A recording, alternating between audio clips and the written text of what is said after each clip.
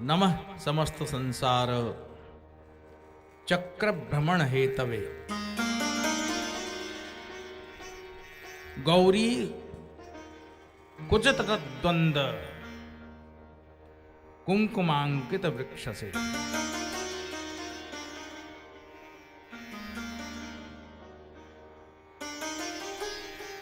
संसार चक्र हेतवे,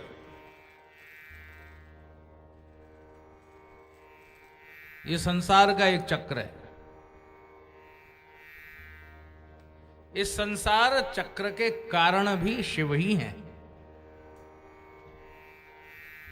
एक चक्र शिव ने बनाया जो विष्णु जी को दे दिया। एक चक्र और शिव ने बनाया जिसमें संसार के जीव फंस गए। एक चक्र ब्रह्मा ने बनाया जिसमें बैठकर सारे ऋषि मुनि तीर्थराज प्रयागराज से नैमिषारण्य पहुंच गए। ये चक्र है। और एक चक्र योगियों का चक्र है जो 6 चक्रों का क्रम है, जिसका भेदन करने से कोई योगी शिव को पा जाता है, जिसको कहा जाता है षट चक्र भेदन। मूलाधार चक्र से स्वादिष्ठान चक्र में प्रवेश करता है कोई योगी।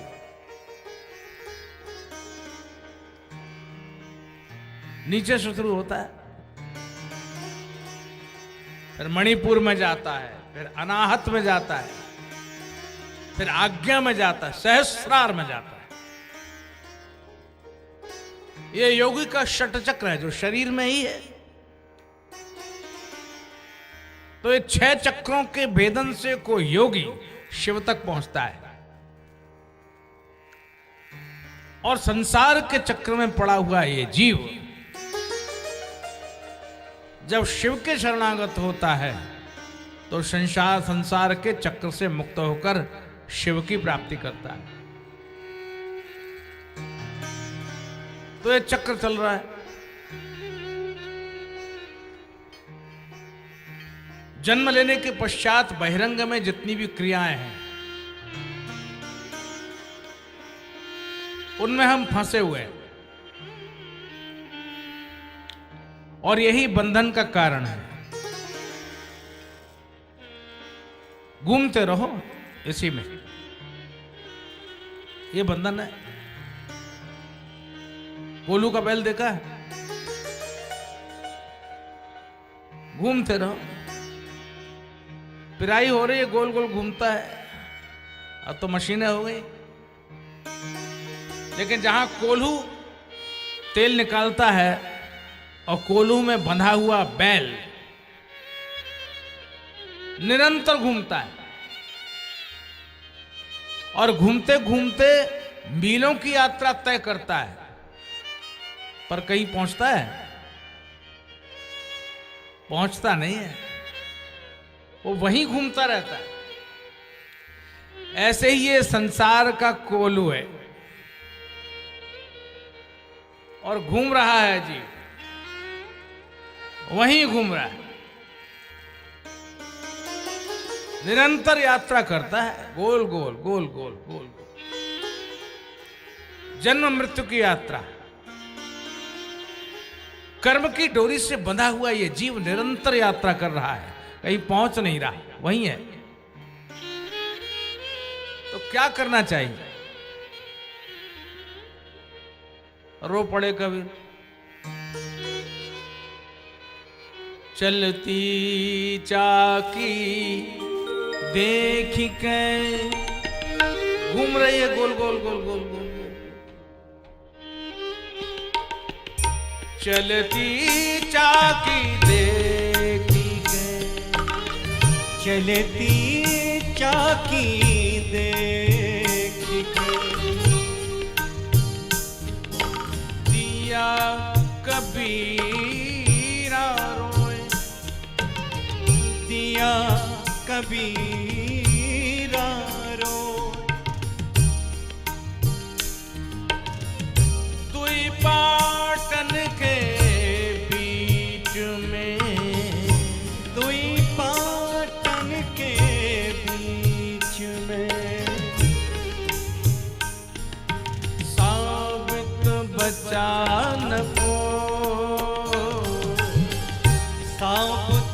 बचान को,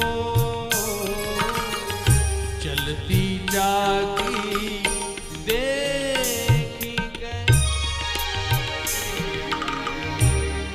घूम रही है चक्की, गोल गोल घूम रही, और जीव रूपी दाना पड़ा हुआ।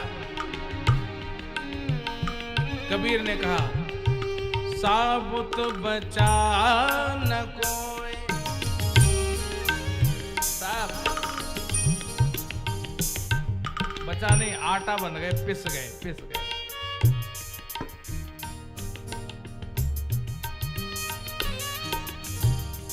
अच्छी कथा मिलती है महापुरुषों के परिवार में भी, एक से एक। कबीर का बेटा बैठा था वहां, कमाल। उसने कहा, पिताजी साबुत बचा न कोई, ये तो आपने कह दिया, लेकिन थोड़े बहुत बच भी जाते हैं। कैसे? तो कहा, चक्की घूम रही है, आरे पारे जो रहे, आरे पारे जो रहे, आरे पारे जो रहे, आरे पारे जो रहे, जीना पी से सोए, जीना पी से घूंट पकड़ के जो रहे, घूंट पकड़ के जो रहे, पीस सके ना कोई, पीस सके ना को।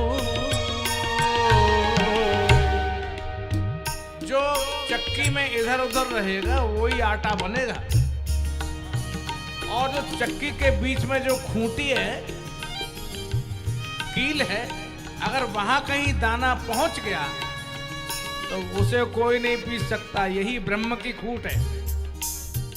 इस संसार के बीच में ईश्वर, शिव, परमात्मा, अगर उसको कोई पकड़ लेगा तो मजाल है कोई पीस जाए। तब तक कबीर की बेटी वहां बैठी थी। उसने कहा, भैया तुमने बात तो बहुत अच्छी कही, लेकिन खूंट का पकड़ना माने ज्ञान को पकड़ना। ज्ञान का पंथ बड़ा टेढ़ा है। ज्ञान का पंथ कृपाण की धारा। ज्ञान का रास्ता तो तलवार की धार है, बड़े बड़े गिर गए।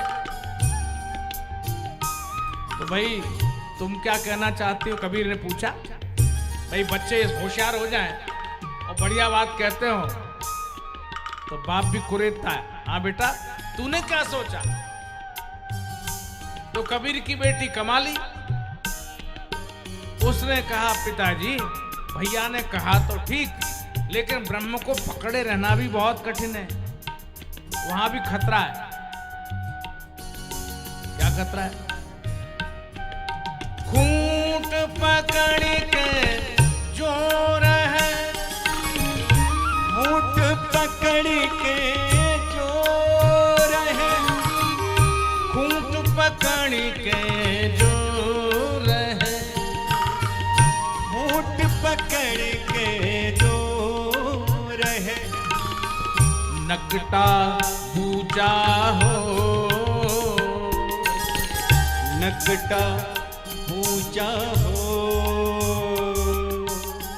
खूंट पकड़ के जो रहे, घूंट पकड़ के जो रहे, नकटा पूजा हो, नकटा पूजा हो,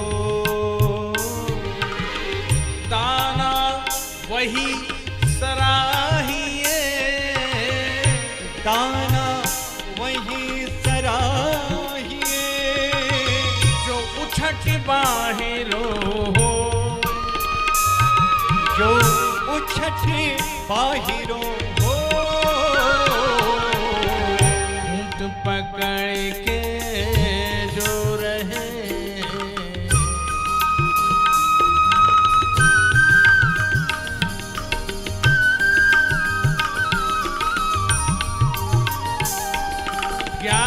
पकड़ने में बड़ा खतरा है। बड़े बड़े ज्ञानियों की नाक कटती देखी गई, बड़े वैरागी, बड़े ज्ञानी, बड़े ध्यानी, इतिहास भरा पड़ा है। विश्वामित्र जैसे मेनका के चक्कर में पड़ गए और शकुंतला का जन्म हुआ। नारद जैसे मोहिनी के चक्कर में पड़े, वो तो भगवान ने बचा लिया, अच्छा हुआ, वरना नकटा पूछा होने में कोई कसर बाकी नहीं थी।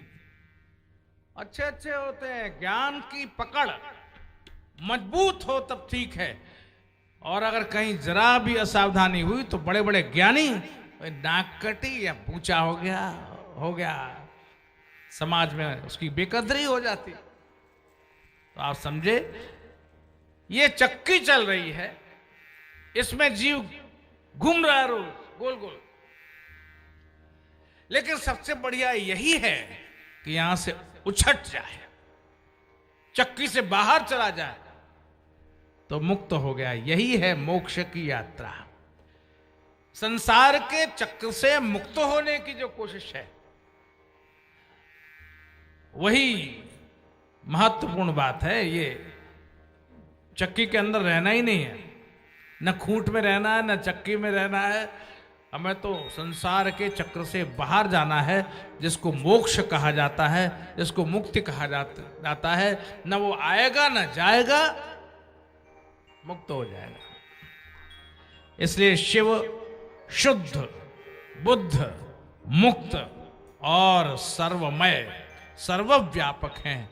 उनकी शरणागत होने से जीव मुक्त होता है। ये भकार है ना, भा, भा माने भकार, भकार माने भा, भा, ये बड़ा महत्वपूर्ण है। भा से भगवान, ठीक है, भा से भक्ति, भा से भक्त,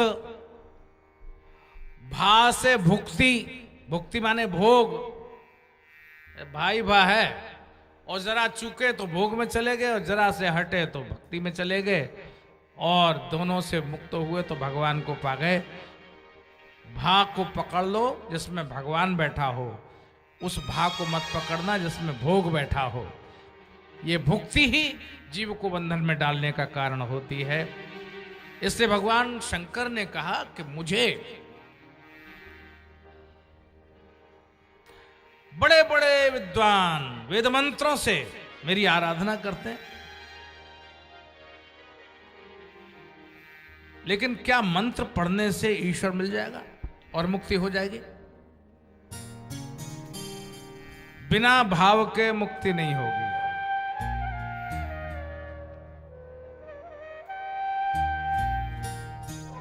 यज्ञ हो रहा है, यज्ञ, और भाव न हो तो करते रहो, स्वाहा स्वाहा स्वाहा, अरे जरा पानी ले आना, स्वाहा स्वाहा, फलाने आदमी में क्या हुआ, स्वाहा। अरे बाबा तू ध्यान यहां लगा।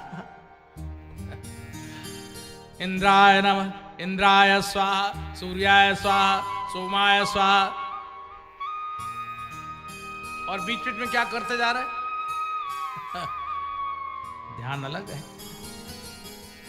क्या होना चाहिए? दशरथ जी के बेटा नहीं था, और दशरथ जी ने अपने दामाद को बुलाया।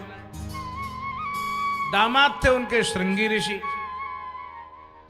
श्रृंगी ऋषि पुत्र उत्पत्ति के कार्य में बहुत अधिक निष्णात थे, और यज्ञ प्रारंभ हुआ। स्वाहा स्वाहा स्वाहा स्वाहा, और अग्नि प्रकट हो गए। अग्नि प्रकट हुए। कैसे हो गए? ऐसी कहने से हो गए? नहीं, वहां लिखा रामायण में तुलसीदास जी ने कि भगति सहित मुनि आहुति दीने। भगति सहित मुनि आहुति दीने। भगति सहित मुनि आहुति दीन्हे। भगति सहित मुनि आहुति दीन्हे। प्रगटे अग्नि चरु कर लीन्हे। प्रगटे अग्नि चरु कर लीन्हे। भगति सहित मुनि आहुति दीन्हे।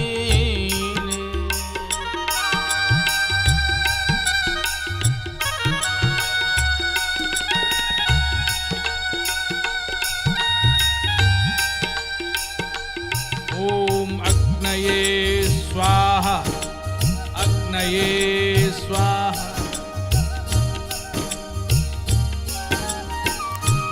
केवल स्वाहा का, केवल अग्नि के लिए स्वाहा का नहीं, भगति सहित मुनि आहुति दीन्हे।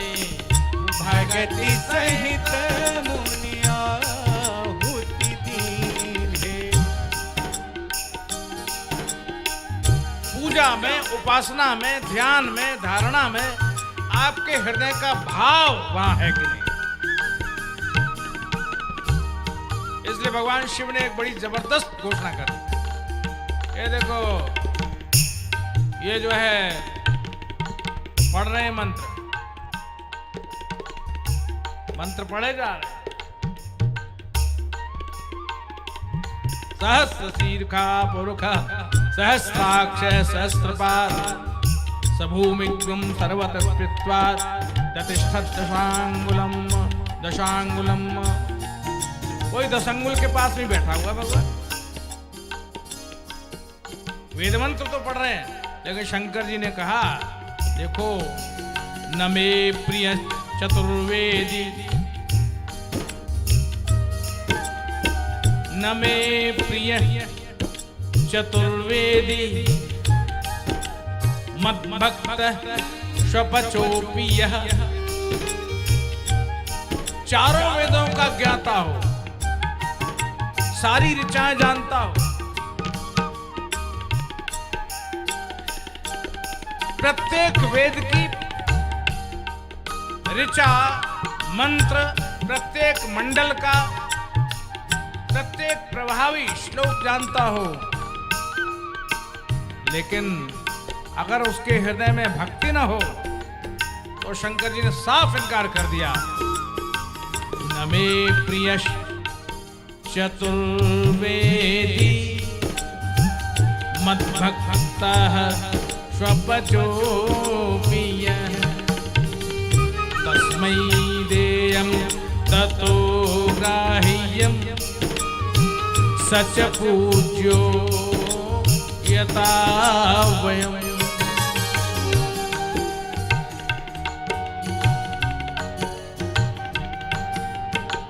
ये बाबा करता क्या है? जंगल में एक भील था और वहीं एकांत में शिवलिंग विराजमान,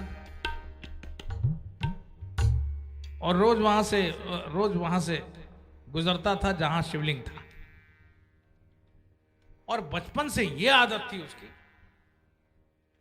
ये उदाहरण के लिए दे रहा हूं, करने के लिए नहीं, उदाहरण के लिए बात कर रहा हूं, क्योंकि वो अज्ञानी था, अनजान था।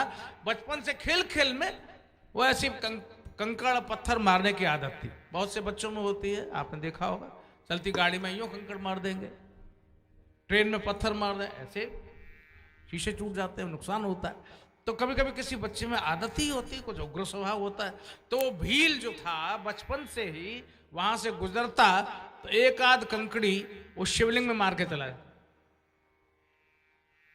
और वो रोज का नियम था, वहीं से गुजरता एक पत्थर मारा गया, रोज बरसों बरस हो गया, बड़ा हो गया। एक दिन वो बीमार पड़ गया, उधर से गुजरा नहीं। अब बीमार पड़ गया तो शंकर जी को बेचैनी हो गई, आज पत्थर मारने नहीं आया। तो शंकर जी उसकी झोपड़ी में जाके प्रकट हो गए। अरे अरे बाबा, तुम आज आए नहीं? अरे आप कौन है? बोले मैं वही हूं जिसको तुम रोज पत्थर मार के जा रहे। वाह, मैं तो समझता नहीं था कि आप कौन है। शंकर जी ने कहा मैं ही हूं, मैं ही इस जगत को चलाने वाला।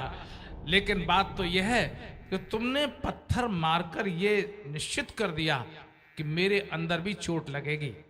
माने तुमने ईश्वर को जागृत माना। और दूसरे लोग तो वेद पाठ करते हैं, मंत्र पाठ करते हैं, पूजा करते हैं, लेकिन वो जागृत नहीं मानते और उनके सामने भी बहुत सी गड़बड़ी करते रहते, मर्यादा भी तोड़ देते हैं। लेकिन तू रोज इसलिए कंकड़ मारता था, लगेगी भगवान को, लगेगी। तो आज तू आया नहीं तो मैंने कहा तेरे पास ही चलूं, जरा पूछू क्या हाल चाल। तो भगवान क्या कहते हैं कि अगर कोई स्वपच भी हो, कोई कम छोटी जाति का हो और उसे कुछ आता जाता ना हो, वेद मंत्र भी न जानता हो, तो मत भक्त है स्वपचोप्य है। जो स्वपच भी हो और मेरा भक्त हो, उसके हृदय में ये बात हो कि ये भगवान है, तो फिर मैं उसको ज्यादा मानता हूं। वो बिना भाव का मंत्र पढ़ने वाले को बिल्कुल नहीं मानता, उसको पसंद ही नहीं करता। अब एक ऐसा बढ़िया श्लोक है यहां पर, जो गीता में भी है, यहां भी है, बिल्कुल ज्यों का त्यों श्लोक यहां गीताकार का, चाहे गीता में शिवपुराण से आया हो, चाहे शिवपुराण में गीता से आया हो। भगवान शंकर कहते हैं कि पत्रम पत्रम पुष्पम फलम तोयम यो मे भक्त्या प्रयच्छति। पत्रम पुष्पम फलम तोयम यो मे भक्त्या प्रयच्छति। तदहं भक्त्युपहृतम अश्नामि प्रयतात्मनः। पत्र माने बेल पत्र, वो भी ना हो तो कोई फूल, वो भी ना हो तो कोई फल। कौन सा? धतूरा ही चढ़ा दे भाई। और वो भी ना हो तो तोयम, तोयम माने पानी, तो पानी चढ़ा दे। लेकिन शर्त यह है भक्त्या, भक्ति के साथ चढ़ाए। बस हृदय में भक्ति होनी चाहिए। भगवान को अनेक प्रकार के व्यंजनों का भोग लगाओ। हमारे यहाँ गिरिराज जी में हर साल 5-7 ऐसे 56 भोग होते हैं गोवर्धन में, अद्भुत।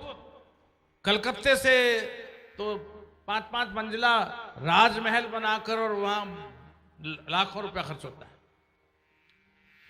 और उसका प्रचार क्या होता है? बहुत विराट 56 भोग, है ना। अब पता नहीं गिरिराज जी स्वीकार करते होंगे कि नहीं, मुझे नहीं मालूम। करते तो होंगे, इतनी मेहनत करी, इतना पैसा खर्च किया है। मंदिर में गए, भगवान को पोशाक चढ़ाई, पोशाक चढ़ाने का भी चलन है। और अपने सब परिचितों को बुला लिए, चलो चलो चलो, आज बिहारी जी का दर्शन बहुत बढ़िया हो रहा है। अच्छा, बहुत बढ़िया हो रहा है? हाँ, आज तो बहुत ही अच्छा हो रहा है। तो पहले अच्छा नहीं होता था क्या? बोले नहीं, आज मैंने पोशाक चढ़ाई है ना, इसलिए बिहारी जी बहुत अच्छे लग रहे हैं। तो वहां जाके 4 आदमियों को दिखाता है, तो बिहारी जी को दिखा रहा है या अपनी चढ़ाई हुई पोशाक दिखा रहा है? अपना अर्पण किया हुआ,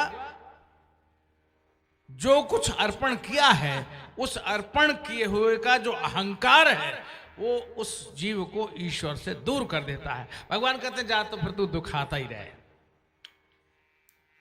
तू दिखाता रहे, तू दिखाने का तेरा काम, तू दिखा, लेकिन फिर मेरी ओर देखना बंद हो जाएगा। तू पोशाक पर देख, तू 56 भोग पर देख, तूने जो चढ़ाया उसको देख, तूने जो पैसा खर्च किया उसकी ओर देख, मेरी ओर देखना बंद कर दे, तू अपने जा, और फिर मैं भी तेरी ओर नहीं देखूंगा। यो मे भक्त्या, ये शर्त है, यो मे भक्त्या प्रयच्छति।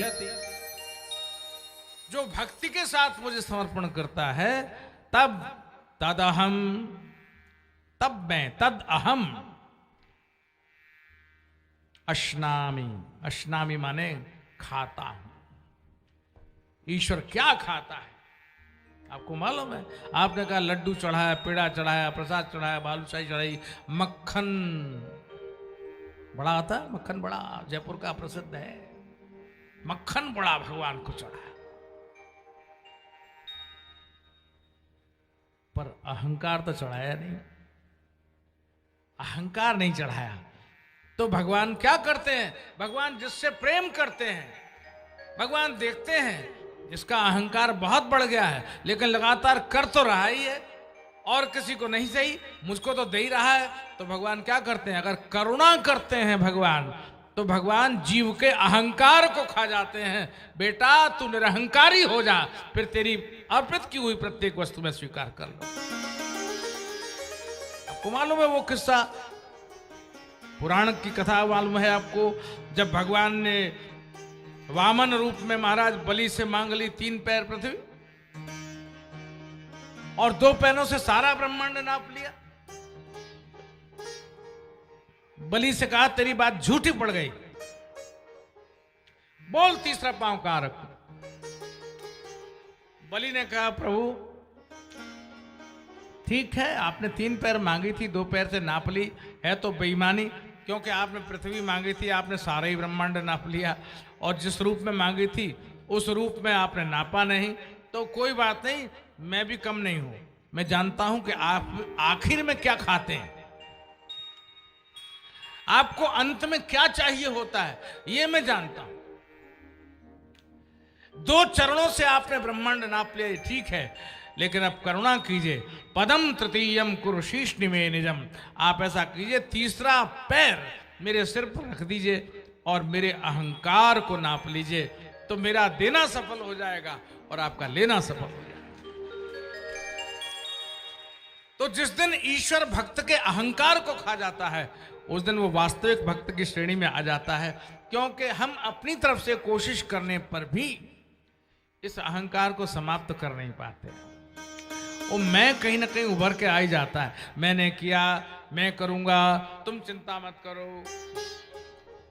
लेकिन जिनकी वाणी पर यह आ जाता है भगवान करेंगे, भगवान ने ही किया है, भगवान ही जानते हैं, मेरी क्या हस्ती है, जो आ गई दीनता, भगवान ने कहा अब ठीक है, अब ये मेरे लायक हो गया, ये मुख्य बात। इसलिए तस्मै देयम ततो ग्राह्यम सच पूज्यो यथा भयम पत्रम पुष्पम फलम तोयम यो मे भक्त्या प्रयच्छति तदहम भक्तुपहृतम अश्नामि प्रयतात्मनः, मैं उसका अर्पण किया हुआ ग्रहण कर लेता हूं। इस तरह से भगवान शंकर जीव के कल्याण के लिए उसका अहंकार खा जाते हैं, उसकी भाव की भक्ति को स्वीकार करते हैं और भक्त को अपना परम प्रिय पात्र बना लेते हैं।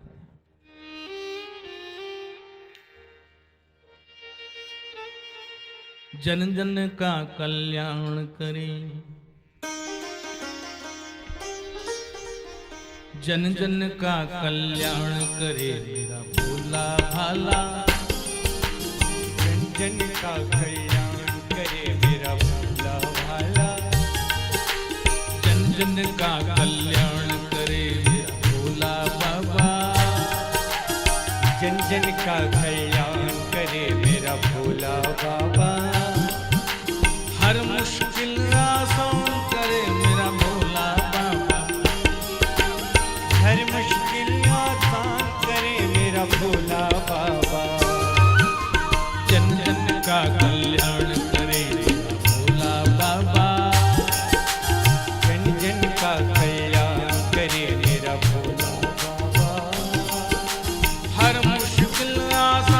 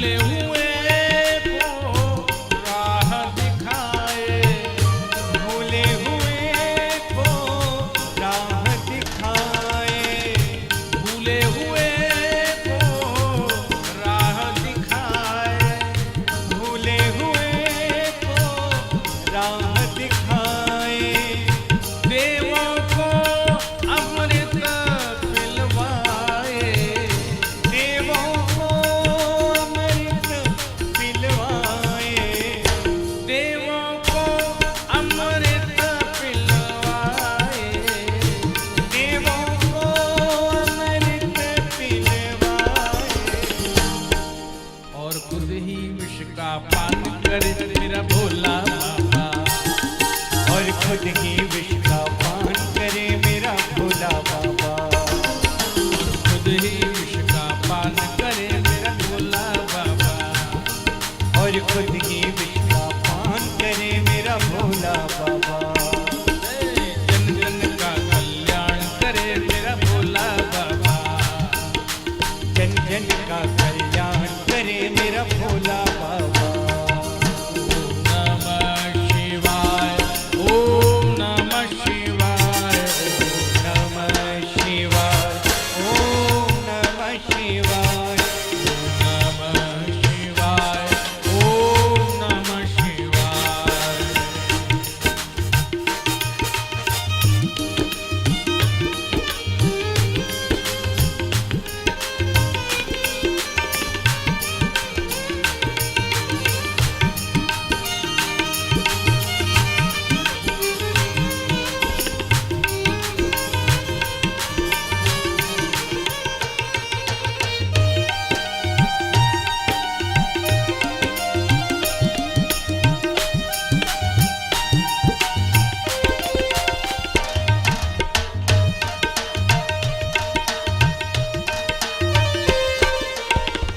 एक बार जो करे इशारा, एक बार जो करे इशारा, एक बार जो करे इशारा, एक बार जो करे इशारा, पलट के रख दे समय की धारा, पलट के रख दे समय की धारा, एक बार जो करे इशारा, एक बार जो करे इशारा, पलट के रख दे समय की धारा, पलट के रख दे समय की धारा,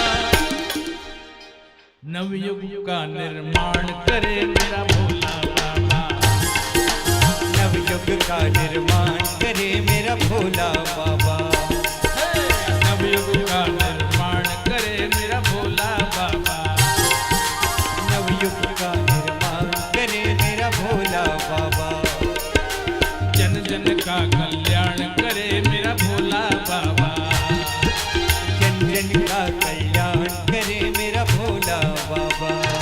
ओम नमः शिवाय, ओम नमः शिवाय, ओम नमः शिवाय,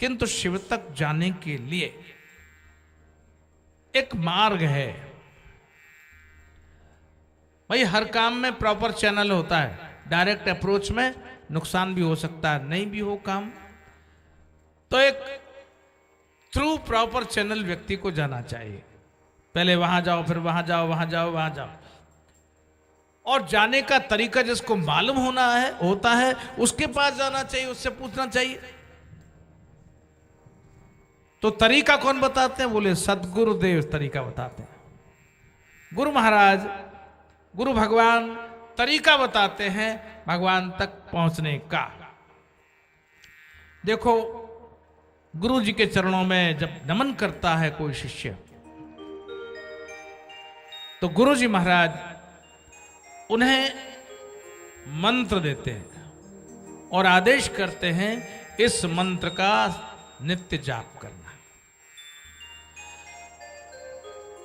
दो तरह का जप निषेध है, माने मना है। अपनी मनमर्जी से कोई भी मंत्र लेकर जप करना, उसका कोई फल प्राप्त नहीं होगा। गुरुजी महाराज मंत्र दें तब उसका पूरा फल प्राप्त होता है, क्योंकि गुरुमुख से सुना हुआ मंत्र ही असर करता है। और वैसे तमाम किताबों में छपे हुए हैं, चाहे जितनी बार ले लो, कोई बात नहीं। तो एक तो आज्ञाहीन जप हो तो उसका कोई फल प्राप्त नहीं होगा। गुरुजी ने आज्ञा की है ये जप करो तो उसका फल प्राप्त होगा, अर्थात अन्यथा नहीं होगा। दूसरे क्रियाहीन, गुरुजी ने जो जप के साथ क्रियाएं बताई हैं, ध्यान करो, धारणा करो, प्राणायाम करो, तब जप करो, या जैसे विधि बताई है, तो क्रियाहीन जप का भी कोई परिणाम नहीं होता। क्रिया सहित जप होना चाहिए। तीसरी बात, श्रद्धाहीन जप भी पूर्ण नहीं माना जा सकता। श्रद्धावान लभते ज्ञानम, गुरुजी से प्राप्त मंत्र का जाप श्रद्धा सहित करे, पूर्ण निष्ठा और श्रद्धा के साथ। और एक और बात है, दक्षिणाहीन जप भी बेकार होता है। आजकल लोग दक्षिणा को हल्का करके ले लेते हैं। दक्षिणा यज्ञ की पत्नी है। ये जो यज्ञ हो रहा है ना, या जप यज्ञ होता है, या तप यज्ञ होता है, या अग्नि यज्ञ होता है, या देव यज्ञ होता है, या स्वाध्याय यज्ञ होता है, बहुत तरह के यज्ञ होते हैं। लेकिन उन यज्ञ में दक्षिणा भी, जप यज्ञ में दक्षिणा शामिल है। गुरुदेव के चरणों में नतमस्तक होकर प्रणाम करते हुए कुछ न कुछ अर्पण करे तो उस जप का पूरा प्रभाव होता है। यह एक और प्रक्रिया जप की कही गई है। तो गुरुजी महाराज जब शिष्य चरणों में गिर जाता है तो गुरुजी शिष्य को एक आशीर्वाद देते हैं। कहते हैं शिवम चास्तु, शिवम माने कल्याण हो, शिवम चास्तु। फिर कहते हैं शुभम चास्तु, कल्याण हो और तुम्हारा शुभ हो, अशुभ कभी ना हो। ये दूसरी बात गुरुजी कहते हैं। शिवम चास्तु, शुभम चास्तु, शोभनोस्तु, शोभन भी हो, माने किसी को शुभ तो होता है लेकिन अच्छा, दूसरों को अच्छा दिखता नहीं है, वो दिखे भी अच्छा। ईर्ष्या से बचना, जीवन में कुछ उपलब्धि हो जाए दूसरों की ईर्ष्या से बचना। और ईर्ष्या से बचने का एक बहुत अच्छा उपाय है, अपने सुख में सबको शामिल कर लो। लोग क्या करते हैं, लोग दुख में तो शामिल करना चाहते हैं, हाय हाय मर गए, तुम भी आ जाओ मेरे साथ रो। रोने वाले कितने आएंगे। और सुख में दूसरों को शामिल करने का जिन्होंने स्वभाव बनाया है, तो क्या होगा, नजर नहीं लगेगी। जो जिंदगी में प्राप्त हुआ है वो शुभ ही शुभ होगा। इसलिए गुरुजी महाराज कहते हैं शुभम चास्तु, तुम्हारा शुभ हो, और शोभनोस्तु, शोभन भी हो, और प्रियोस्त्विमति, प्रियोस्त्विति, और तुम्हारा प्रिय भी हो, तुमको अच्छा भी लगे, उसको मन भी लगे। रो रो के जप करने से क्या फायदा है। हाय मर गए, गुरुजी ने माला बताई है रोज 11 माला जपना। अब ये 11 माला तो मेरे गले पड़ गई, मर गए। हाँ ओम नमः शिवाय ओम नमस्ते, 2-4 दिन तो बड़े बढ़िया किया, लेकिन जहाँ 5-7-10 दिन हुए तब फिर तो आफत ही आ गई। ये कौन 11 माला रोज करे, 1100 मंत्र। पर गुरु जी ने तो कहा था 11 माला तो कम से कम है, मिनिमम है, एकादश रुद्र का नाम है, ये तो 1000 वो तो 1000 की सुन के तो फ्लैट ही हो जाएगा। वो कहे गुरु जी मैं तो कौन करूं, मुझसे नहीं होगा, ये तो आप ही कर लो, मेरे बदले में दक्षिणा दे दूंगा। आजकल लोग कराते हैं ना आप कर लो, पैसा ले लो, दक्षिणा ले लो, इतने में निपटा देते हैं। गुरुदेव ने जो क्रिया बताई उस क्रिया के अनुसार जप करे और गुरुदेव की आज्ञा लेकर करे। आज्ञाम चैव ततः पराम एवं दद्यात गुरु मंत्रम। गुरु जी महाराज को कहा गया है आप इस तरह से आज्ञा देकर, आशीर्वाद देकर शिष्य को मंत्र दीजिए और अपने शिष्य के कल्याण के लिए चिंतन कीजिए। गुरु जी महाराज जब पूजा करते हैं, जप करते हैं, ध्यान करते हैं, तो वो अपने जितने भी शिष्य हैं उन सारे शिष्यों के मंगल की कामना भगवान से करते हैं। हे प्रभु, मैंने जो तप किया है, मैं जो साधना करता हूँ, उस साधना में मेरे सारे शिष्यों की हिस्सेदारी है, उसका हिस्सा मेरे शिष्यों को भी पहुँच जाए। इसलिए क्या कभी देखा गया ना, आपने देखा है बिना किसी कोशिश के बहुत सी बातें हो जाती और बहुत से लोग पूछ कर गुरु जी ये काम हो रहा है, ये कर लूं क्या? गुरु जी ने कहा हाँ। बस हाँ कहते ही गुरु जी की तपस्या का कुछ अंश सीधे शिष्य के पास चला गया, वो काम हो जाएगा बिना कोई प्रयास के, वो काम हो जाते हैं। तो ये गुरु कृपा ही केवलम, गुरु की कृपा साथ चलती है और बहुत से कार्य स्वतः सिद्ध हो जाते हैं, अपने आप कोशिश करने की आवश्यकता नहीं होती। देखो जप के 5 प्रकार कहे गए, 5 तरह से जप किया जाता है। एक तो वाचिक, बोल करके ओम नमः शिवाय ओम नमः शिवाय ओम नमः शिवाय बोल रहे हैं ना, शब्द होठ हिल रहे हैं, आवाज भी आ रही है, हमारे कान भी सुन रहे हैं, दूसरे के कान भी सुन रहे हैं। ये हो गया वाचिक जाप। अब दूसरा है उपांशु। उपांशु जप होता है कि मंत्र जप कर रहे हैं, होठ तो हिल रहे हैं लेकिन ना हम सुने ना कोई और सुने, बस होठ हिलते रहे, होठ हिलना, होठ हिलता रहे, किसी को पता न लगे कौन सा मंत्र जप रहे, ये उपांशु जप। और तीसरी तरह का है सगर्भ जप। सगर्भ का मतलब है प्राणायाम करते हुए मंत्र जाप करना। जैसे नासिका में, नाक में ये 2 छिद्र हैं, तो बाएं छिद्र को कहा जाता चंद्रस्वर और दाएं छिद्र को कहा जाता सूर्यस्वर। बाएं छिद्र से सांस ली जाती है प्राणायाम में और दाहिने छिद्र से श्वास निकाली जाती है। अनुलोम विलोम भी होता है, दाएं से सांस लें बाएं से निकालो, बाएं से सांस लें दाहिने से निकालो। लेकिन सीधे प्राणायाम में चंद्रस्वर से सांस ली जाती है और सूर्य स्वर से श्वास निकाली जाती। तो श्वास लेते समय मन ही मन वो मंत्र का जाप करते रहें। जैसे जो लोग नित्य संध्या करते हैं, संध्या वंदन में भी ये विधान है। संध्या वंदन जब सप्त व्याहृतियों के साथ जब हम गायत्री जपते हैं और प्राणायाम करते हैं, तो प्राणायाम का ये मंत्र है, गायत्री के एक एक अक्षर को हम उस प्राणायाम के साथ ओम लगाते हुए तो सप्त व्याहृतियां लगती हैं, तब प्राणायाम ओम भू ओम भुवः ओम स्वः ओम महः ओम जनः ओम तपः ओम सत्यम, इस तरह चलता है। तो इसी तरह से आइए, इसी तरह से प्राणायाम करते हुए जो मंत्र का जप करते हैं वो भी एक तरीका है। अब एक मानसिक है, ना होठ हिलें, ना प्राणायाम करें, न जोर से बोलें, केवल मानसिक मन में ही आंख बंद किए हुए और वो मंत्र चलता रहे। ये 5 प्रकार के मंत्र जप के तरीके बताए गए। अब जिसको जो प्रिय है, वास्तव में बाहर से अंदर की ओर जाने की एक प्रक्रिया है।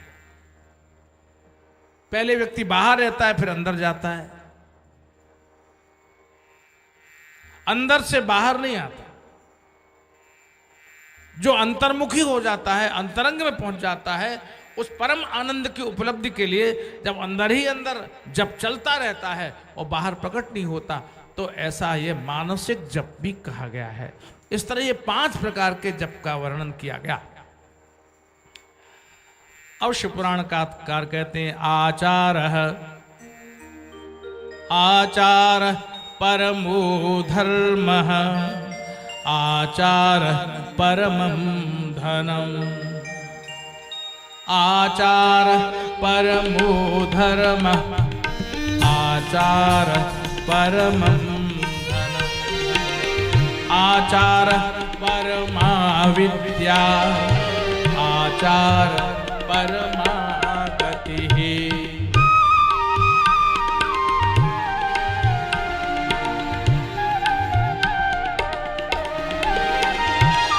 आचारहीन पुरुषो लोके भवति निंदितः,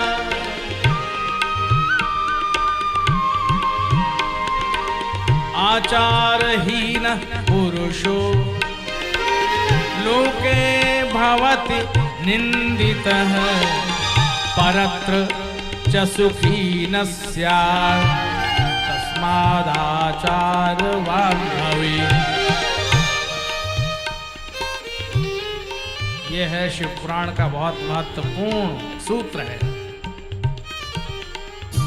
आचारवान भव, ऐसा आशीर्वाद बड़ों से मिले।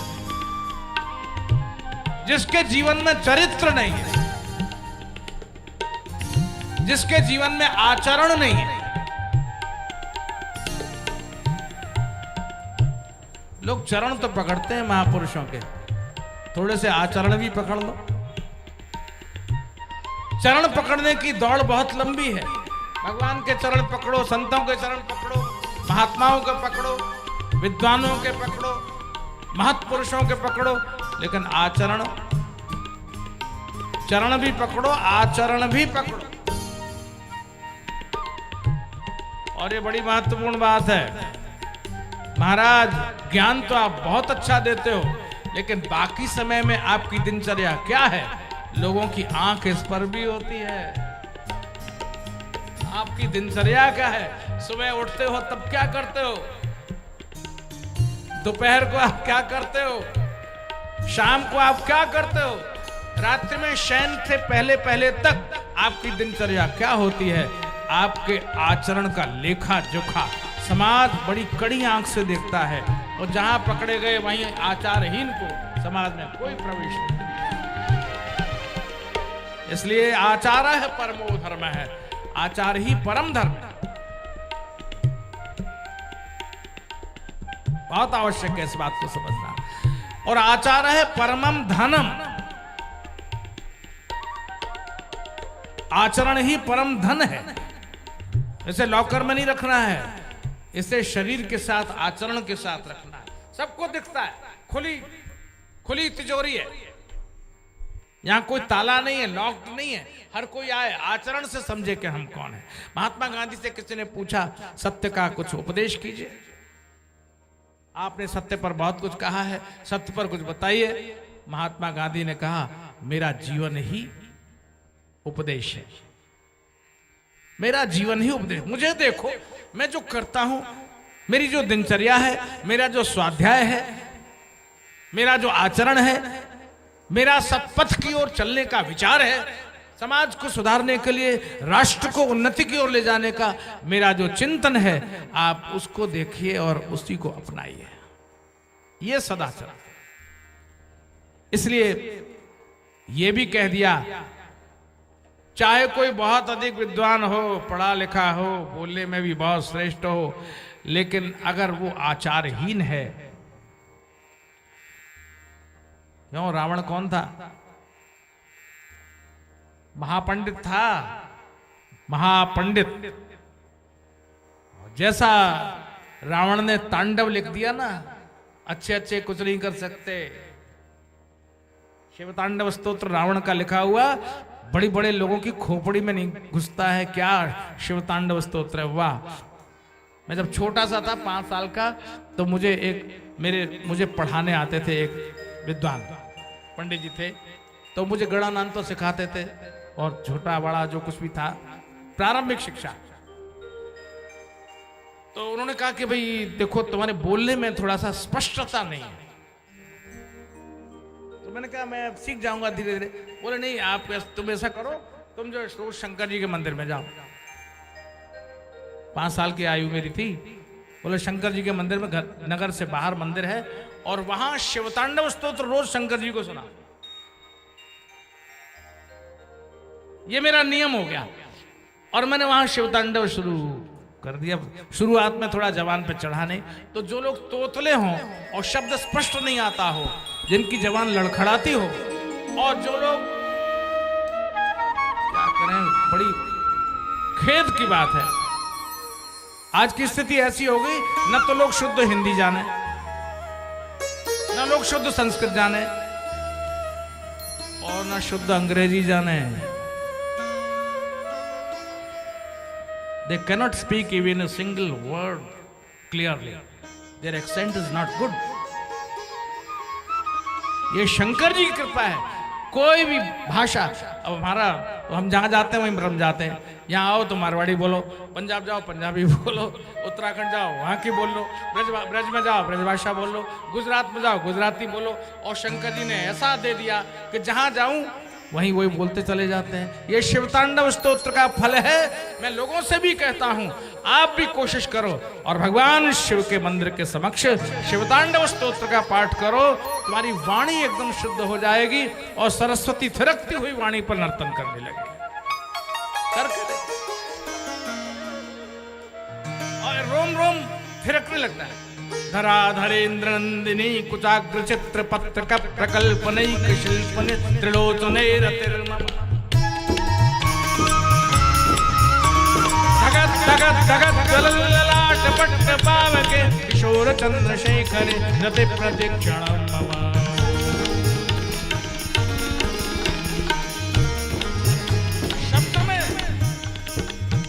शब्द में शिव प्रकट होता है। शब्द में वाणी मुखरित होती है, जैसे प्रत्यक्ष वाणी, प्रत्यक्ष सरस्वती वहां नर्तन करने लगती हो। इसलिए तो भगवान शिव की आराधना में आचरण युक्त व्यक्ति ही श्रेष्ठ भक्त कहा जाएगा, समाज में उसकी गणना होगी। गुरुदेव जो दीक्षा देते हैं, शिव पुराण इतना बड़ा भंडार है, सारे के सारे क्रम यहां दिए गए। दीक्षा के 3 प्रकार दिए गए। गुरुजी 3 तरह की दीक्षा देते हैं, तीनों एक साथ नहीं देते। कोई गुरु कोई दीक्षा देते हैं, कोई गुरु कोई दीक्षा देते हैं, कोई गुरु कोई दीक्षा। तो भाई एक दीक्षा होती है शांभवी, आंख से आंख मिला करके दृष्टिपात करके अपने तेज को गुरु महाराज अपने शिष्य में समाहित कर देते हैं। ये दोनों भावों के बीच में ललाट में ये अंगूठा, जिसको ब्रह्म का स्वरूप माना जाता है, ये ब्रह्म है, अंगुष्ठ ब्रह्म, माथे के बीच में रखकर गुरु महाराज और आंख से आंख मिला करके जब मंत्रोच्चार करते हैं तो गुरुदेव की संपूर्ण तपः शक्ति शिष्य के अंदर प्रवेश कर जाती है और इस तरह दीक्षा संपन्न हो जाती है। इसको शांभवी दीक्षा कहते हैं। कुछ गुरु महाराज शाक्ति दीक्षा देते हैं। शाक्ति दीक्षा माने शक्तिपात करके अपने तेज को शिष्य में पहुंचा देते हैं, तो बिना किसी ज्यादा साधना के वो तेज शिष्य में आ जाता है और सहज ही समाधि लग जाती है। आपने देखा होगा बहुतों को कहते हुए कि महाराज हम तो सामने गए और दर्शन किए और फिर हमको तो अपना होश ही नहीं रहा कि हम कहाँ गए और समाधि लग गई। ये क्या है? ये गुरु महाराज की कृपा है जो शिष्य में शक्तिपात हो जाए, शक्तिपात से वो दीक्षा देते हैं। और एक गुरु मांत्री दीक्षा देते हैं। मांत्री माने मंत्र बोलकर दीक्षा देते हैं, शब्द से, यूं कपड़ा उड़ा करके किसी दूसरे को सुनाई न पड़े। अब तो समय बदल गया, कलिकाल के हिसाब से दीक्षा दी जाती है, वो माइक पर दे देते हैं। हाँ भैया बोलो, मंत्र बोलता हूं और बोलो। भैया ये ऐसे दीक्षा हमारी परंपरा में तो होती नहीं, अब नई नई शैलियां आ गई हैं और कुछ दिनों के बाद तो आप ये देखेंगे कि वो टेप में किया हुआ गुरु महाराज का शब्द मंत्र और टेप बजा दिया और दीक्षा हो गई दीक्षा। नहीं होता। लोगों ने अपने घरों में लगा लिया, विष्णु सहस्त्र नाम लगा रखा है, महामृत्युंजय मंत्र के टेप बन गए और वो चल रहा है। ओम हौम जूम सह त्र्यंबकम यजामहे सुगंधिम पुष्टि, चल रहा है दुकान में भी, घर में भी, सब जगह। क्या ये क्या लगा रखा है? बोले गुरुजी इससे जो है बिल्कुल वो वातावरण शुद्ध होता है और मृत्यु दूर भाग जाती है। रोजाना मैं यहाँ आता हूँ जाता हूँ, कहीं एक्सीडेंट ना हो जाए, इसलिए मैं ठीक करता हूँ। मैंने कहा इससे कुछ नहीं होगा, तुम बजाते रहो। ये स्वयं साधना करने के मंत्र हैं भाई, स्वयं ही साधना की जाए तब इनकी सिद्धि होती है। ये रिकॉर्ड बजाने से सिद्धि नहीं होगी, ध्यान रखें। इसलिए सदुपदेश के प्रवचन सुनिए, स्तोत्र को कान से सुनिए, याद कीजिए, स्वयं आराधन कीजिए, तब उसका फल मिलेगा और इंद्रियों की शक्तियां जागृत होंगी भगवान को समर्पण के लिए। अब कहा गुरुजी महाराज ने कि ध्यान किया करो, थोड़ा ध्यान किया करो। ध्यान में भी क्रम है। एक तो ध्याता होता है जो ध्यान करता है, ध्याता माने ध्यान करने वाला, और एक ध्यान होता है जो ध्यान की प्रक्रिया है, वो ध्यान होता है। और तीसरा होता है ध्येयम, माने जिसका ध्यान हम कर रहे हैं। शिव का ध्यान कर रहे हैं तो जो हमारे ध्यान में बसा हुआ है वो ध्येय है, वो लक्ष्य है, उस तक हमें पहुंचना है। तो ध्यातो ध्यानम तथा ध्येयम यद्वा ध्यान प्रयोजनम। और चौथी बात आती है ध्यान का प्रयोजन, ध्यान का कारण, किस लिए ध्यान किया जा रहा है, ध्यान का लक्ष्य क्या है और ध्यान किस लिए किया जा रहा है। ये दोनों बातें भी बड़ी महत्वपूर्ण हैं। तो ध्यान के 4 प्रकार वर्णन किए गए भगवान शिव की आराधना में। ये ध्यान हो जाए, कहा गया है कि रोज सुबह उठकर 10 मिनट का ध्यान व्यक्ति को जरूर करना चाहिए, ध्यानस्थ होकर। बहुत सी बातें आसान हो जाएंगी। ये जो गड़बड़ी हो रही ना दिमाग में, ये गड़बड़ी हड़बड़ी जो हो रही है, वो ध्यान करने से वो दूर हो जाएगी। कहते महाराज हाइपर टेंशन है, वो गोलियां खा के परेशान है और टेंशन समाप्त नहीं। थोड़ा ध्यान किया करो भैया, थोड़ी देर ध्यान किया करो, 10 मिनट बैठकर ध्यान करो। अंतर्मुखी होकर के जब ध्यान करोगे और अग्नि तत्व का ध्यान करते हुए उसमें शिव के ज्योतिर्लिंग का अनुमान करोगे, कल्पना करोगे, तो वो ध्यान तुम्हारा सफल हो जाएगा। बिना किसी केंद्र के ध्यान तो किया ही नहीं जा सकता।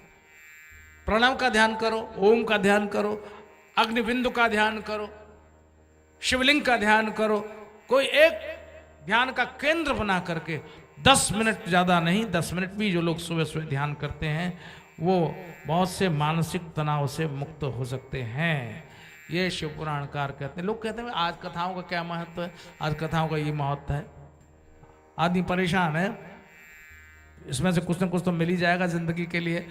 तो ध्यान करो तो मानसिक परेशानियां दूर हो जाएंगी। ध्यान करने की बहुत सुंदर बात यहाँ शिव पुराणकार ने कही है, नास्ति ध्यान समम तीर्थम। ध्यान के समान कोई तीर्थ नहीं है, सबसे बड़ा तीर्थ ध्यान ही है। ध्यान में ही जाना है, चलकर नहीं जाना, बैठे बैठे जाना है, यात्रा नहीं करनी। नास्ति ध्यान समम तीर्थम, नास्ति ध्यान समम तपः, नास्ति ध्यान समम तीर्थम, नास्ति ध्यान समम तपः, नास्ति ध्यान समम यज्ञः, नास्ति ध्यान समम यज्ञः, तस्मात् ध्यानं समाचरे।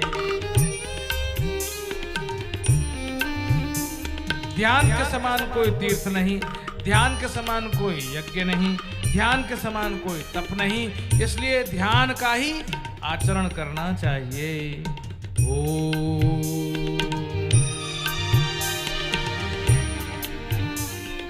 नमः शिवाय। ध्यान करें, मन ही मन ये मंत्र चलता रहे और ध्यान हो जाएगा, अंतर्मुखी हो जाएगा। बाहर की समस्त चीजें गड़बड़ी पैदा करती हैं और अंदर का ध्यान उन सब गड़बड़ियों से जीव को मुक्त कर देता है। एक बोले मुझे कान से सुनाई नहीं देता, बुढ़ापा आ गया, सुनाई नहीं देता। अरे बड़ा अच्छा हुआ, बाहर की चीज सुनोगे नहीं, विक्षेप ही नहीं होगा। किसी की मत सुनो, मौज करो, सुनो ही मत। एक बोले मुझसे कुछ कम दिखता, अरे बहुत अच्छा हुआ, देखो ही मत, देखो ही मत। महाराज जवान मेरी लड़खड़ाती है, बोल, अरे बोलना ही मत। मौन के समान कोई चीज नहीं है, चुप रहो। जो कोई करे बस करने दो, चुप रहो। बंद आंख, बंद कान, बंद मुंह, गांधी जी के 3 बंदर बन जाओ तो तुम बड़े फायदे में रहोगे। नहीं तो फंसते चले जाओगे, कहीं कान से फंसोगे, कहीं आंख से फंसोगे, कहीं वाणी से फंसोगे। बोला सोई फंसा, आप समझे कि नहीं? बोला सोई फंसा। वहां राम जी ने रावण को मार दिया और अयोध्या में आए और सब जगह भाई दिग्विजय होगी।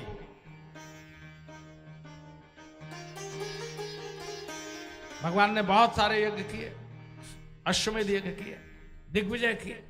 एक ने कहा भगवान वो मथुरा में एक राक्षस है, उसके कारण बहुत परेशान है। कौन है वो? भाई वो लवणासुर है। लवणासुर बहुत उपद्रव कर रहा है, सरकार अब क्या करे, कैसे मारा जाए? राम जी बोले हाँ भाई, वहां जाने को कौन तैयार होगा? और राम जी के परिकर में जितने थे वो कोई राम जी को छोड़ के जाना ही नहीं चाहते। बोले हमें तो यही अयोध्या में ही रहना पड़े, प्रभु की सन्निधि में मिले तो हम यहीं पड़े रहेंगे, कहीं ऐसा ना हो कि राम जी हमें भेज दें। राम जी ने कहा भाई मथुरा कौन जाएगा, लवणासुर का बहुत आतंक है, उसको मारकर मथुरा की राजधानी संभालनी है, कौन जाएगा? तो लोग कभी कभी बोलने में बहुत जल्दबाजी कर देते हैं। तो वही शत्रुघ्न खड़े हुए थे और शत्रुघ्न ने सरकार मैं चला जाऊं भैया, मैं चला जाऊं? हाँ। राम जी ने कहा जाओ तुरंत। बोले सो फंसे, जहां बोले राम जी ने जाओ जाओ जाओ जाओ। अब शत्रुघ्न जी मथुरा चले तो गए, लेकिन बाद में इतने पछताए कि मैं बोला क्यों, मैं बोला और प्रभु ने मुझे अपने से दूर कर दिया। मथुरा रहना पड़ेगा। सावधान, किसी भी अवसर पर मौन रहने की जिनको आदत है वो बहुत सी परेशानियों से बच जाएंगे। सास जी बड़बड़ा रही हैं, चिल्ला रही हैं और बहू जी कोई जवाब न देकर चुप हैं।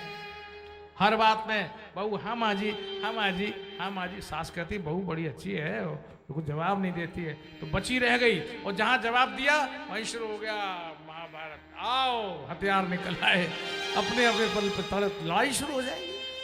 चुप रहने की आदत डालो, मौन सबसे श्रेष्ठ भाषण है, ये कहा गया। इसलिए ध्यान करें। इतने ही देर में ये सारे जितने ऋषिगण थे ये वहां काशी में एकत्र थे। ये लोग गमन करते थे, गमनागमन चलता ही रहता है। पहले ये लोग त्रिवेणी के तट पर थे, तीर्थराज प्रयागराज में थे, वहां जगह कम पड़ गई तो ब्रह्मा जी ने अपना मनस चक्र निकाला और कहा भाई इसके पीछे पीछे चले जाओ, तो जहां ये चक्र गिर जाए वहीं तुम लोग रुक जाना। तो ये पहुंचे जहां चक्र गिरा, उस जगह का नाम था नैमिषारण्य। नेमि माने चक्र होता है। जहां निमिषीर्ण हुआ उस जगह का नाम नैमिष पड़ गया, और जंगल तो था ही, तो नैमिष अरण्य नाम हो गया उसका। और सारे ऋषि वहीं बैठ गए। अब कभी कभी ये सारे ऋषि वहां काशी पहुंच जाते हैं। वहां फिर बात होती है भाई ये ब्रह्म का स्वरूप क्या है, प्रणव क्या है, इसका क्या सिद्धांत है, इसका क्या स्वरूप है, इसका क्या प्रभाव है, ईश्वर कैसा है, ये सवाल हुआ। सारे ऋषियों ने आपस में चर्चा की और ये चला, लेकिन इस चर्चा में किसी को कोई समाधान दिखा नहीं। ईश्वर कैसा है कैसे जान पाए। तो सारे के सारे ऋषि जब नैमिषारण्य पहुंच गए और आपस में चर्चा कर रहे थे कि ईश्वर कैसा है, ईश्वर का स्वरूप क्या है, कैसे करें, तब ये बात चल ही रही थी। तब उसी समय में भगवान वायु देवता प्रकट हुए। वायु प्रकट हुए, बड़ा भारी बवंडर चला, बड़े धूमधाम से भगवान वायु देवता का प्राकट्य हुआ। बोलिए वायु भगवान की। भगवान वायु का प्राकट्य हुआ। उन्होंने देखा ये सबके अंदर यही जिज्ञासा है कि कौन है, ब्रह्म कौन है, ईश्वर कौन है, सबको जानने की जिज्ञासा हुई।